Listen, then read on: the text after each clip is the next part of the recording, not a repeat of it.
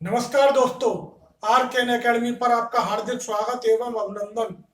दोस्तों, हम महाजनपद के बारे में जानकारी प्राप्त कर रहे थे। दोस्तों, पिछली क्लास में हमने अंग महाजनपद के बारे में बताया था। आज हम अन्य महाजनपदों के बारे में जानकारी प्राप्त करेंगे। दोस्तों, सबसे पहले हम मगध जनपद के बारे में देख लेते हैं। दोस्तों, मगध जनपद आधुनिक गया, पटना व शाहाबाद जिले में स्थित था। दोस्तों, मगध जनपद का जो क्षेत्र था वह आधुनिक गया, पटना व शाहाबाद जिले का क्षेत्र इसमें सम्मिलित होता था तथा इसकी राजधानी क्या थी? इसकी राजधानी गिरिवृत्त थी। मगध की जो राजधानी थी गिरिवृत्त थी और यह 5 पहाड़ियों के मध्य स्थित थी। इस कारण यह बहुत सुरक्षित थी। यह 5 पहाड़ियों से घिरी हुई थी, इस कारण यह बहुत सुरक्षित थी। गिरिवृत्त के अन्य नाम कौन कौन से हैं? जो गिरिवृत्त राजधानी है किसकी? मगध की। उसके उपनाम कौन कौन से हैं? नंबर 1 राजगृह। इसको राजगृह भी कहा जाता है। इसको बृहदत्तपुर भी कहा जाता है। गिरिवृत्त को बृहदत्तपुर भी कहा जाता है। इसको मगधपुर भी कहा जाता है और बिंब घोष द्वारा इसे बिंबिसारपुरी कहा है। बिंब घोष द्वारा इसे क्या कहा गया है?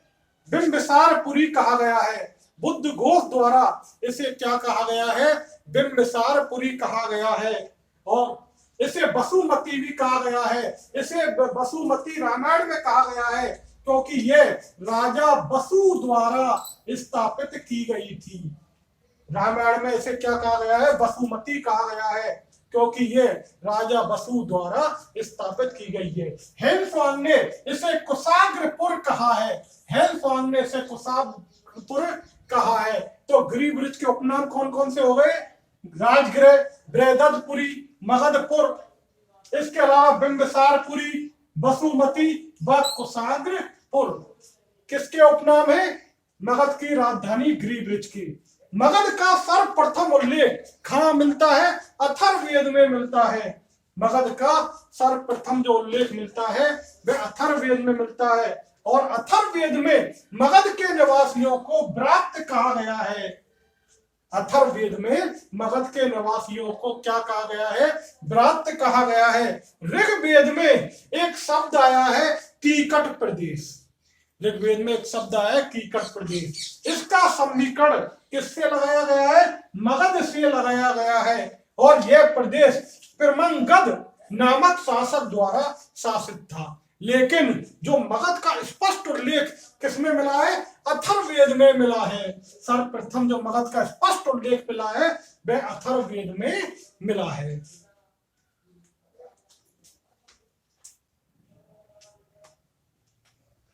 दोस्तों, जो मगध है वह उत्तर में गंगा नदी, उत्तर में गंगा नदी तथा दक्षिण में विंध्याचल पर्वत की पहाड़ियां, विंध्य पर्वत की पहाड़ियों, विंध्य पर्वत की पहाड़ियों, पूरब में चंपा नदी, पूरब में चंपा नदी व पश्चिम में सोन नदी से घिरा हुआ था। तो मगध के उत्तर में गंगा नदी थी, दक्षिण में विंध्य पर्वत की पहाड़ियां थी, पूरब में चंपा नदी तथा पश्चिम में सोन नदी थी। दोस्तों, मगध के प्राचीनतम राजवंश का संस्थापक बृहद्रथ था। मगध के प्राचीनतम राजवंश का संस्थापक, प्राचीनतम राजवंश का संस्थापक, प्राचीनतम राजवंश का संस्थापक कौन था? बृहद्रथ था।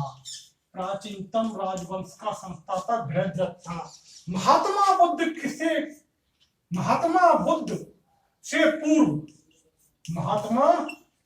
से पूर्व मगध के 2 राजा हुए, एक तो बृहद्रथ और एक जरासंध। महात्मा बुद्ध से पूर्व जरासंध व बृहद्रथ नामक शक्तिशाली राजा हुए। एक तो बृहद्रथ थे और एक जरासंध थे। जो कब हुए? महात्मा बुद्ध से पूर्व से ये लोग शक्तिशाली थे, ये शक्तिशाली राजा थे।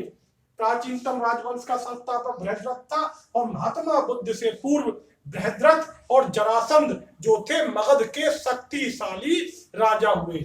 बुद्ध के समय जो मगध का शासक था वह हर्यक वंश का बिंबिसार था। महात्मा बुद्ध के समय, महात्मा बुद्ध के समय जो राजा था वह हर्यक वंश का बिंबिसार था, हर्यक वंश का बिंबिसार था। और बृहद्रथ और जरासंध जो शक्तिशाली राजा हुए मगध के वह महात्मा बुद्ध से पूर्व के थे, जबकि महात्मा बुद्ध के समय जो राजा थे मगध के वह हर्यक वंश के बिंबिसार थे। बिंबिसार बुद्ध के मित्र व संरक्षक थे, बिंबिसार बुद्ध के मित्र व संरक्षक थे। और जब बुद्ध की मृत्यु हुई उस समय जो राजा थे वे अजातशत्रु थे। महात्मा बुद्ध की मृत्यु के समय जब मगध के राजा कौन थे? अजातशत्रु थे। महात्मा बुद्ध की मृत्यु के समय जो मगध के राजा थे वे अजातशत्रु थे। और इन्हीं अजातशत्रु के समय प्रथम बौद्ध संगति का आयोजन हुआ था। और यह कहाँ हुआ था? यह राजगृह में हुआ था। इन्हीं अजातशत्रु के समय राजगृह में प्रथम बौद्ध संगति का आयोजन हुआ था।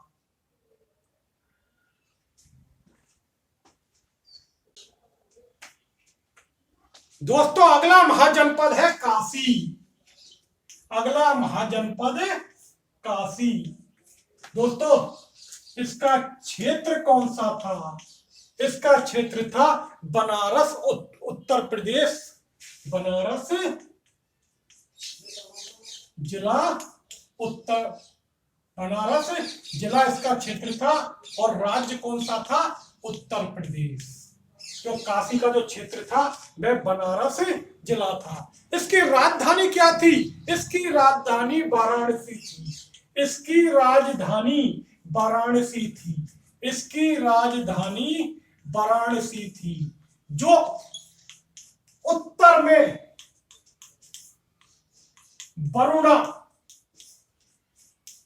व दक्षिण में 80 नदियों से घिरा हुआ था। जो उत्तर में वरुणा नदी से तथा दक्षिण में 80 नदी से घिरा हुआ था। काशी का जो क्षेत्र था वह बनारस जिला था तथा राजधानी वाराणसी थी।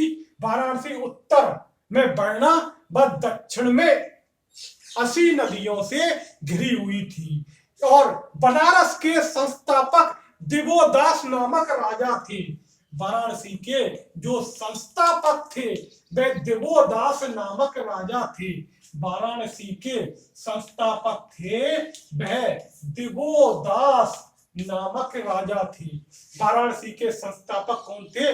दिवोदास नामक राजा थे। और ये महाभारत के अनुसार थे। महाभारत के अनुसार यहाँ के संस्थापक दिवोदास नामक राजा थे। महाभारत के अनुसार यहाँ के जो संस्थापक थे वे कौन थे? दिवोदास नामक राजा थे। यह संगीत व वस्त्र उद्योग के लिए प्रसिद्ध थी।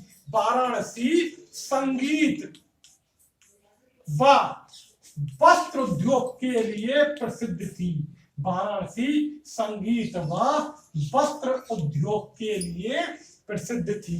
वाराणसी संगीत व वस्त्र उद्योग के लिए प्रसिद्ध थी।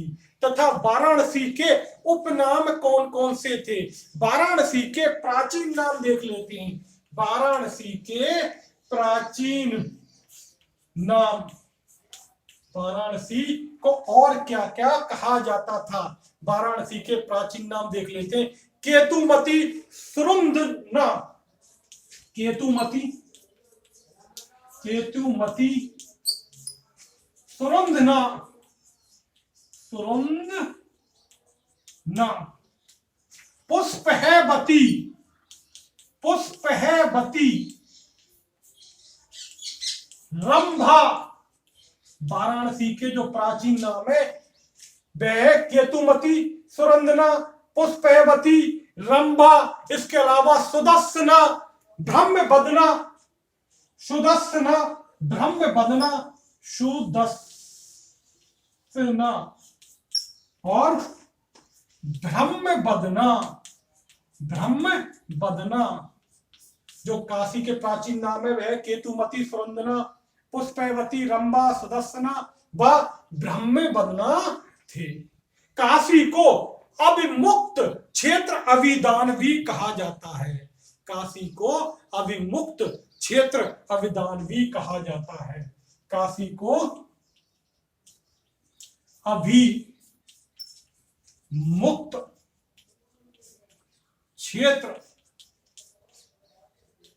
अभिधान भी कहा जाता है। काशी को क्या कहा जाता है? अभिमुक्त क्षेत्र अभिधान भी कहा जाता है। काशी के सर्वाधिक शक्तिशाली जो राजा थे वे ब्रह्मदत्त थे।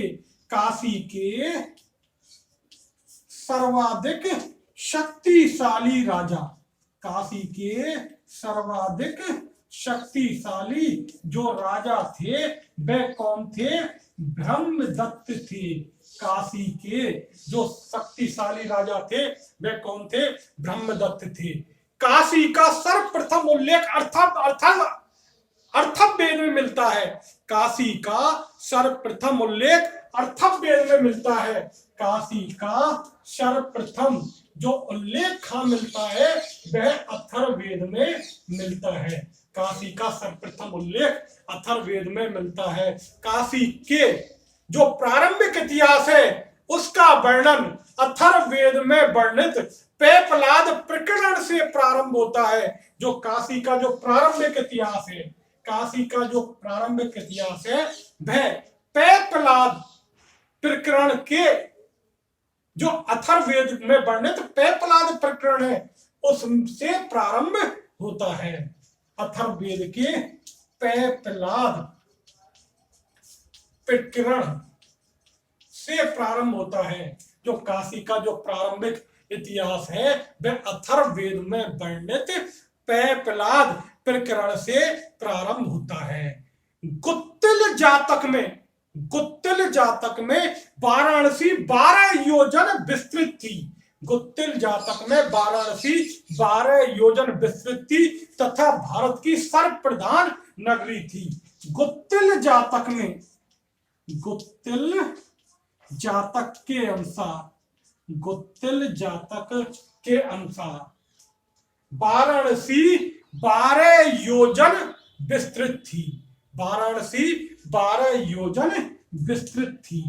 वाराणसी 12 योजन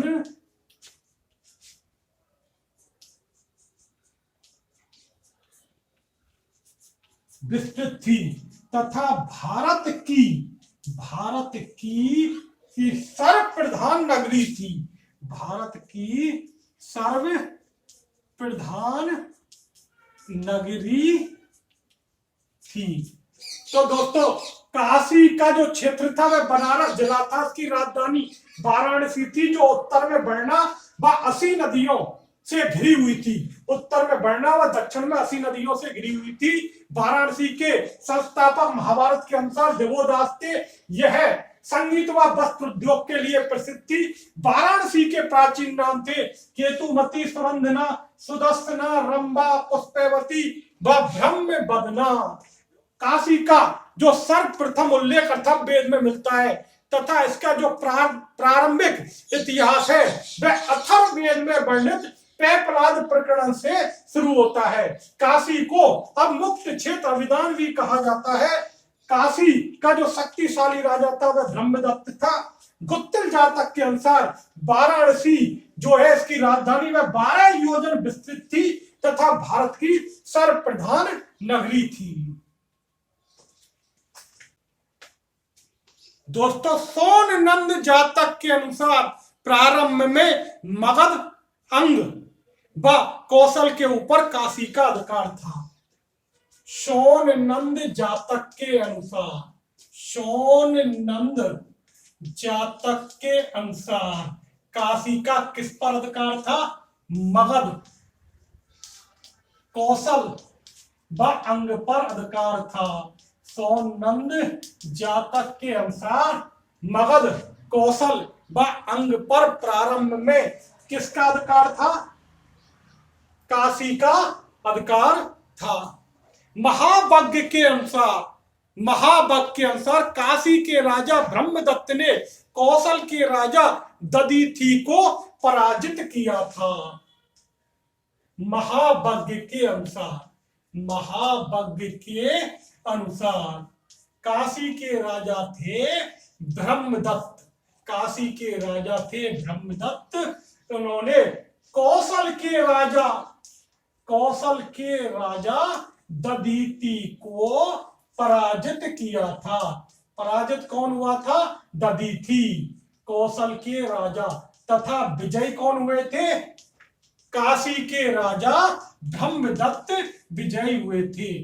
महाभाग्य के अनुसार जो ब्रह्मदत्त थे, काशी के राजा ने कौशल के राजा दधीचि को पराजित कर किया था। तत्पश्चात बंक, दब्बसेन व कंस नामक जो राजा थे, उन्होंने काशी पर आक्रमण किया था। ये कहां के राजा थे? कौशल के राजा थे। कौन कौन? बंक, दब्बसेन तथा कंस। और अंत में जो कंस ने काशी को कौशल में मिला लिया। तो काशी को कौशल में किसने मिलाया? कंस ने मिलाया था। कौन थे? कौशल के राजा थे। काशी को कौशल में कंस ने मिलाया था। काशी का विलय किसमें? कौशल में। किसने किया था? कंस नामक राजा ने किया था। पहले महाभाग्य के अनुसार ब्रह्मदत्त जो काशी के राजा थे, उन्होंने कौशल के राजा दधीचि को पराजित किया। उसके बाद कौशल के राजा थे बंक, दब्बसेन व कंस नामक राजाओं ने लगातार काशी पर आक्रमण किए और अंत में कंस ने काशी को किसमें मिला दिया? कौशल में मिला दिया। और अब क्या है? कौशल ने काशी का विलय कर लिया। काशी का कौशल में विलय हो गया। किसने किया? कंस नामक राजा ने किया। काशी राज्य की शक्ति व समृद्धि का वर्णन किसमें मिलता है? महाभाग्य में मिलता है। महाभाग्य में काशी की शक्ति व समृद्धि का वर्णन मिलता है। काशी की शक्ति व समृद्धि का वर्णन किसमें मिलता है? महाभाग्य में मिलता है। काशी की शक्ति व समृद्धि का वर्णन किसमें मिलता है? महाभाग्य में मिलता है। काशी व्यापार व वस्त्रों का महत्वपूर्ण केंद्र था। काशी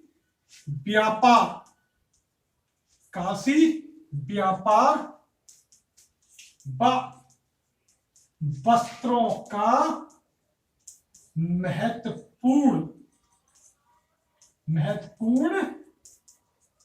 केंद्र था और विशेषतः यह घोड़ों के व्यापार के लिए प्रसिद्ध था। जो काशी था मूलतः घोड़ों के व्यापार के लिए प्रसिद्ध था तथा वस्त्र उद्योग के लिए प्रसिद्ध था। जैन तीर्थंकर पार्श्वनाथ के पिता अश्वसेन काशी के राजा थे। जैन तीर्थंकर पार्श्वनाथ के पिता थे अश्वसेन, जो कहां के राजा थे? काशी के राजा थे। और जो पार्श्वनाथ थे वे जैन धर्म के 23वें तीर्थंकर थे। पार्श्वनाथ थे वो जैन धर्म के 23वें तीर्थंकर थे।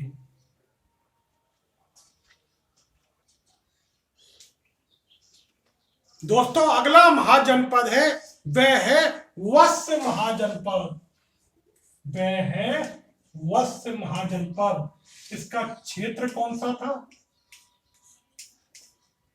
उत्तर प्रदेश में, उत्तर प्रदेश में मिर्जापुर व इलाहाबाद जिला। जो वत्स जनपद का क्षेत्र था वह उत्तर प्रदेश में मिर्जापुर व इलाहाबाद जिला था। इसकी राजधानी क्या थी?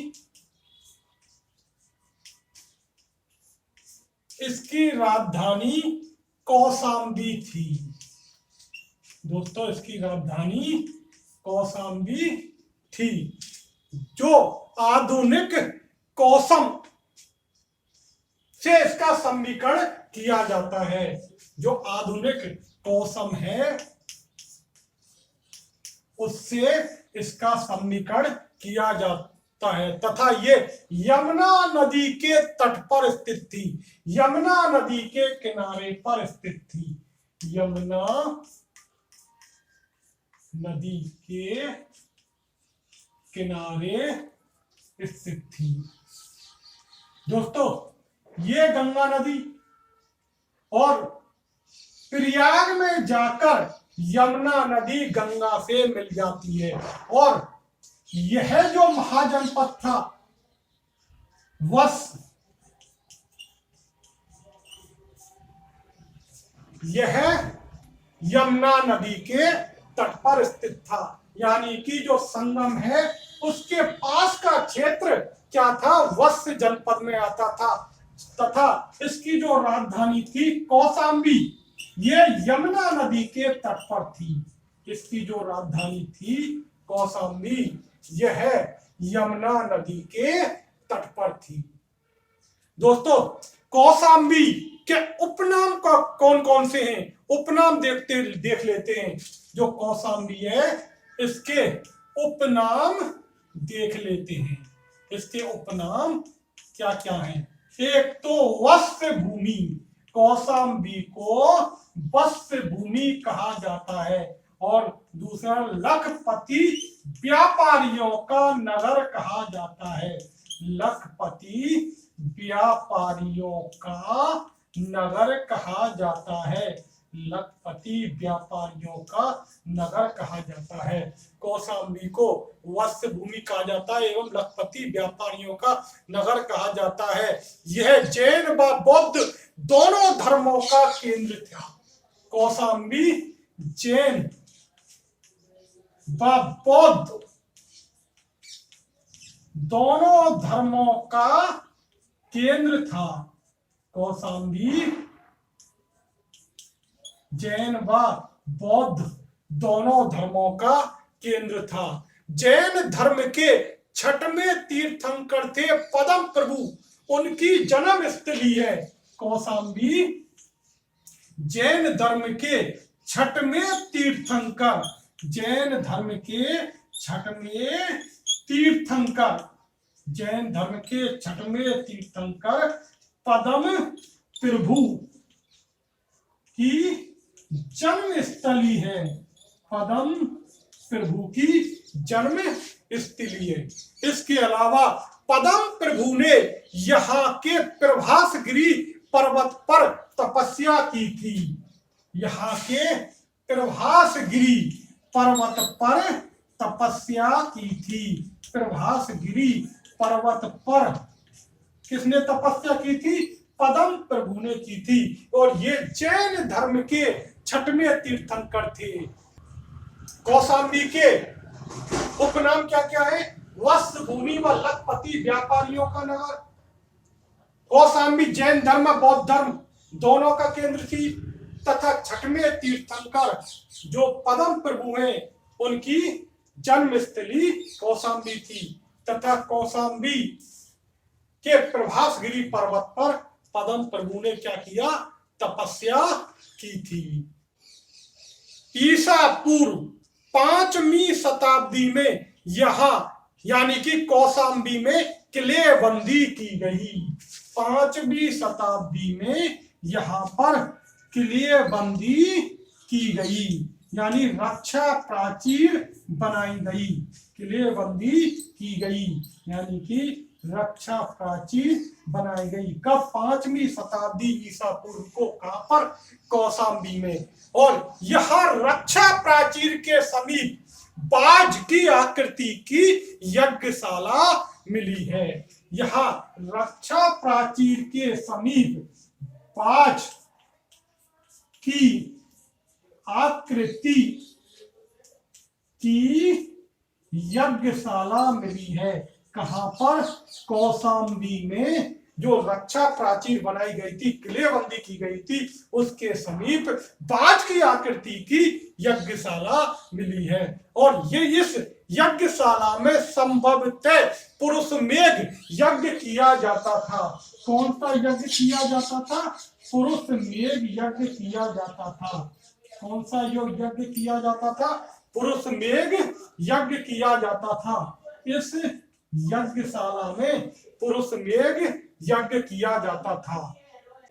5वीं शताब्दी ईसवी पूर्व में, 5वीं शताब्दी ईसवी पूर्व में यहाँ मिट्टी से किलेबंदी की गई और उसके पास बाज की आकृति की यज्ञशाला मिली है, जहां संभवतः पुरुष मेघ यज्ञ किया जाता था।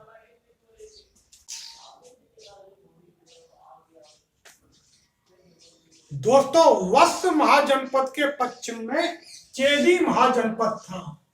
वत्स महाजनपद के पश्चिम में कौन सा महाजनपद था? चेदी महाजनपद था।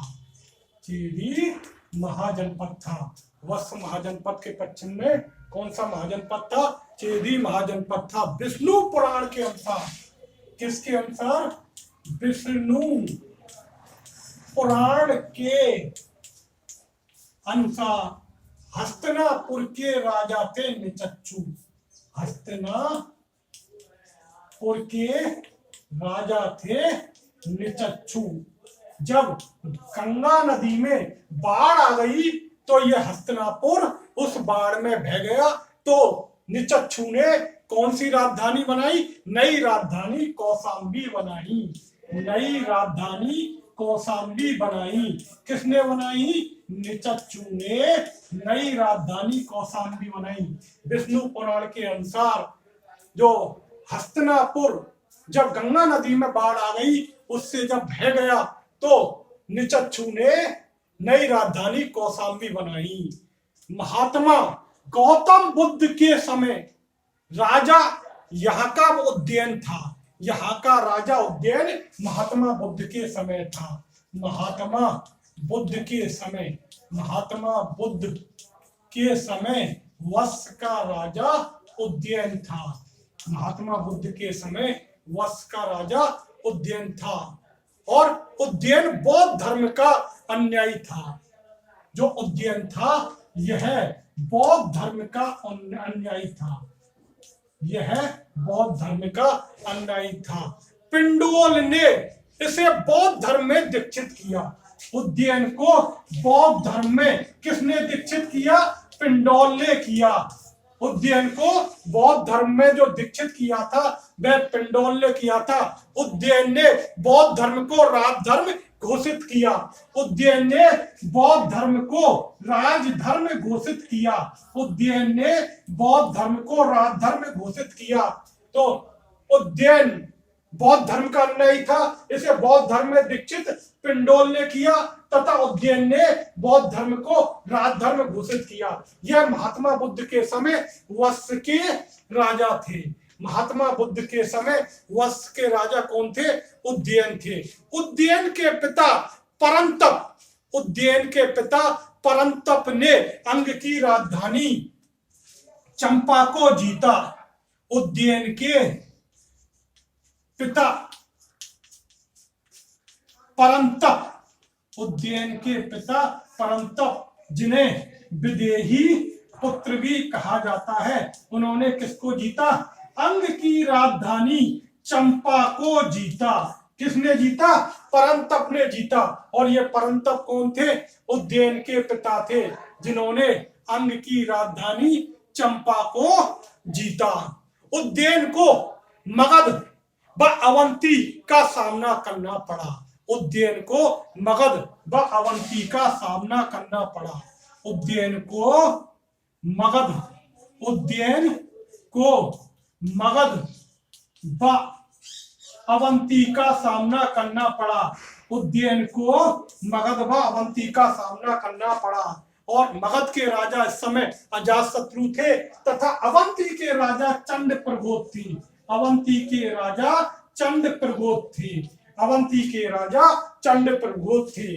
एक बार चंड प्रघोत ने जो अवंती के राजा थे उद्यन को बंदी बना लिया। एक बार अवंती के राजा चंड प्रघोत ने उद्यन को बंदी बना लिया तथा अपनी पुत्री वासदत्ता का संगीत शिक्षक बना दिया। अपनी पुत्री वासदत्ता का संगीत शिक्षक बना दिया। चंड प्रघोत की पुत्री थी वासदत्ता। चंड प्रघोत की पुत्री थी वासदत्ता और वासदत्ता का संगीत शिक्षक कौन था? उद्यन था। संगीत शिक्षक उद्यन था। वासदत्ता व उद्यन में प्रेम हो गया। वासदत्ता व उद्यन में प्रेम हो गया और इसी कहानी को आधार बनाकर भास ने स्वप्न वासदत्ता लिखी। इसी कहानी को आधार बनाकर भास ने स्वप्न वासदत्ता लिखी। भास ने कौन सी पुस्तक लिखी? स्वप्न वासदत्ता। भास ने जो पुस्तक लिखी वह लिखी स्वप्न वासदत्ता। किसकी कहानी को आधार बनाकर? उद्यन और वासदत्ता की जो प्रेम कहानी थी उसको आधार बनाकर भास ने स्वप्न वासदत्ता पुस्तक लिखी। दोस्तों स्वप्न वासदत्ता पुस्तक किसने लिखी? भास ने लिखी। भास ने स्वप्न वासदत्ता पुस्तक लिखी। उद्यन व वासदत्ता की प्रेम कहानी को आधार बनाकर। उद्यन व वासदत्ता की प्रणय कथा पर अन्य पुस्तक कौन सी है? उद्यन व वासदत्ता की प्रणय कथा पर अन्य पुस्तकें कौन सी है? भास की प्रतिज्ञा, भास की प्रतिज्ञा योधव-रायण। भास की प्रतिज्ञा योधव-रायण। योगवद-रायण। भास की प्रतिज्ञा योगवद-रायण। भास की प्रतिज्ञा योगवद-रायण। इसके अलावा हर्ष ने प्रियदर्शिका एवं रत्नावली पुस्तक लिखी। हर्ष ने प्रियदर्शिका व रत्नावली पुस्तक लिखी। हर्ष ने प्रियदर्शिका व रत्नावली पुस्तक लिखी। इसके अलावा महाभग भैत कथा मंजरी। महाभग बृहत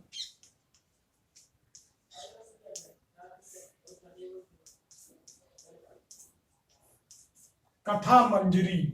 महाभग बृहत कथा मंजरी व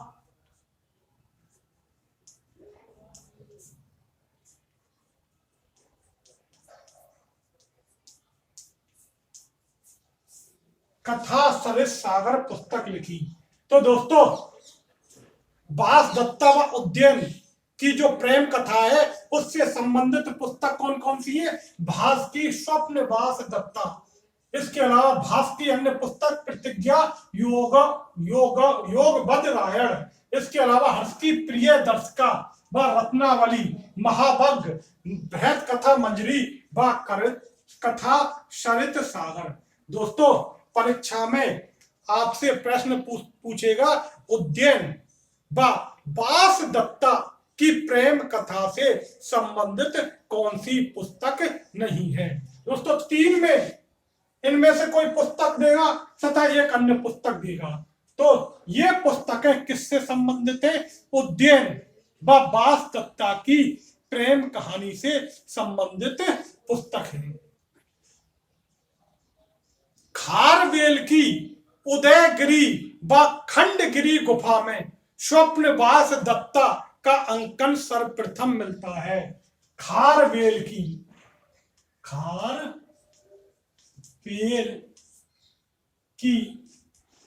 उदयगिरी खंडगिरी गुफा में सर्वप्रथम अंकन मिलता है।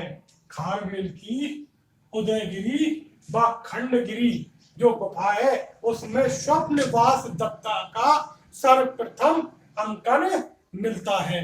दोस्तों उद्यन को हाथियों के शिकार का शौक था। उद्यन हाथियों के शिकार का शौकीन था तथा उसकी सेना में जो सर्वाधिक संख्या थी वह हाथियों की थी।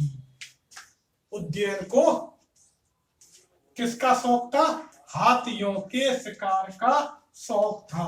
हाथियों के शिकार का शौक था। उद्यन को किसका शौक था? हाथियों के शिकार का शौक था और उसकी जो सेना है उसमें सर्वाधिक संख्या किसकी थी? हाथियों की थी। ऐतरेय ब्राह्मण में वंश का उल्लेख वंश के रूप में हुआ है। ऐतरेय ब्राह्मण में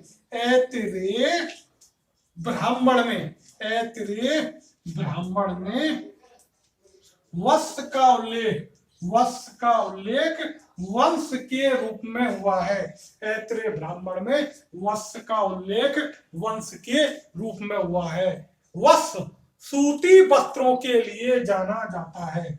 वंश किसके लिए जाना जाता है? सूती वस्त्रों के लिए जाना जाता है।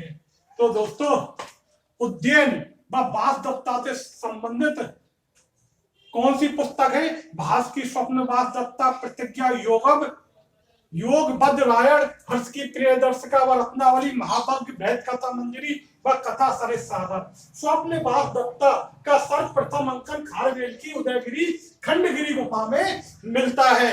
उद्यन को हाथियों के शिकार का बहुत शौक था तथा उसकी सेना में सर्वाधिक संख्या में हाथी थे। ऐतरेय ब्राह्मण में वंश जो है वंश के रूप में उसका उल्लेख हुआ है। वंश का जो उल्लेख हुआ है वह वंश के रूप में हुआ है। वह सूती जो वस्त्र है उनके लिए जाना जाता है। अगला महाजनपद है दोस्तों पांचाल महाजनपद। अगला महाजनपद है पांचाल महाजनपद। अगला महाजनपद है पांचाल महाजनपद। इसका क्षेत्र कौन सा है? गंगा यमुना दोआब व रुहेलखंड का क्षेत्र।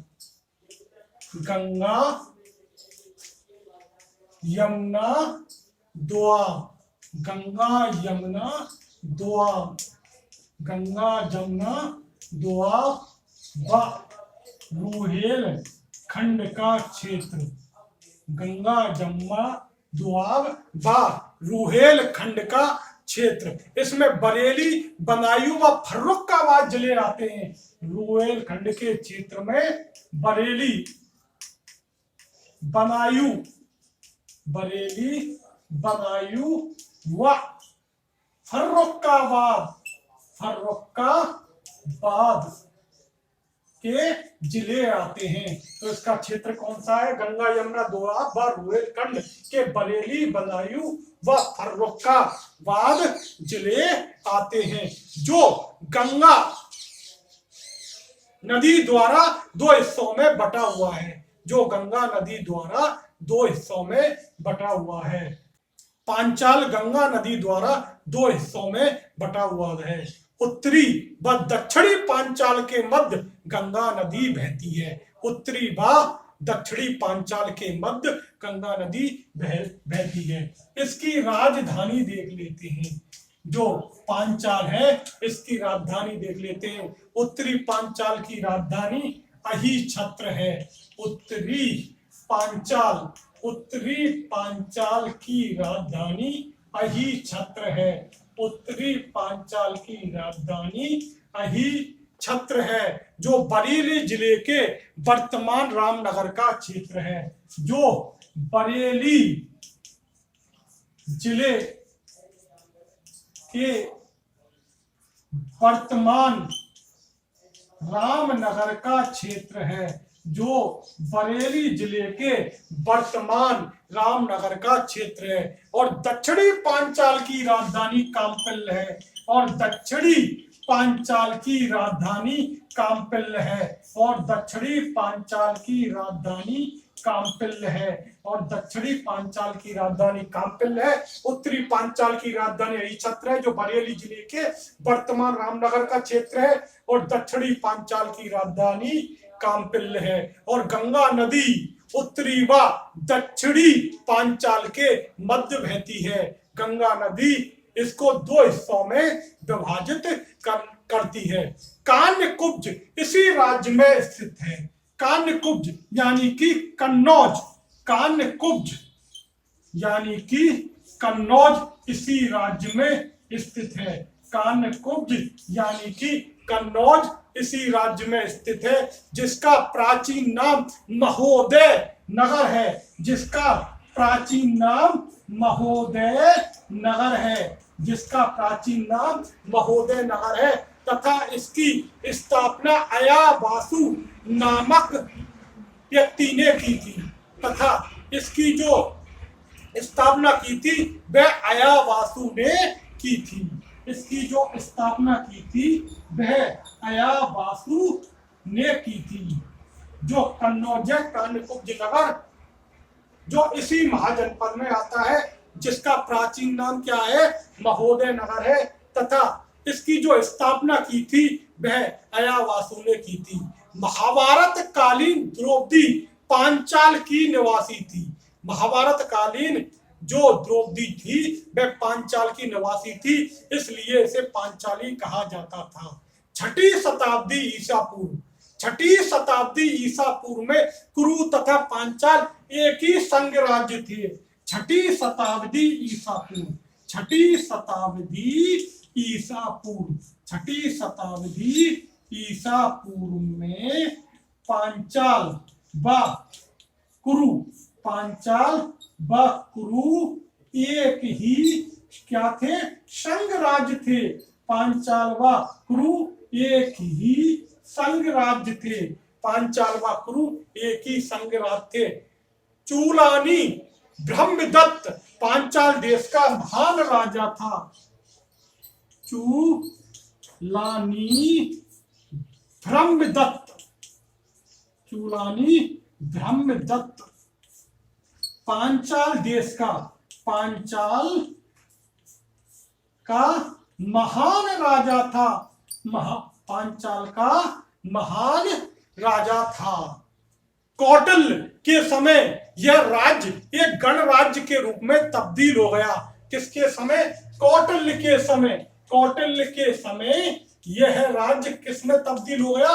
गणराज्य में तब्दील हो गया। तो दोस्तों, पांचाल का क्षेत्र कौन सा? गंगा जमुना दोआब और रोहिलखंड, जिसमें बरेली, बदायूं और फर्रुखाबाद जिले शामिल है। इसकी राजधानी, उत्तरी पांचाल की राजधानी अहिछत्रपुर जो बरेली जिले के वर्तमान रामनगर में स्थित है। दक्षिणी पांचाल की राजधानी काम्पिल्य तथा इसी महाजनपद में कान्यकुब्ज यानी कन्नौज आता है, जिसका प्राचीनतम नाम महोदय नगर है, जिसकी स्थापना अयावासु ने की थी। छठी शताब्दी पूर्व में पांचाल व कुरु संघ राज्य थे तथा यहाँ का जो महान राजा हुआ था पांचाल का, वह था चूलानी ब्रह्मदत्त। कौटिल्य के समय यह राज्य गणराज्य में तब्दील हो गया।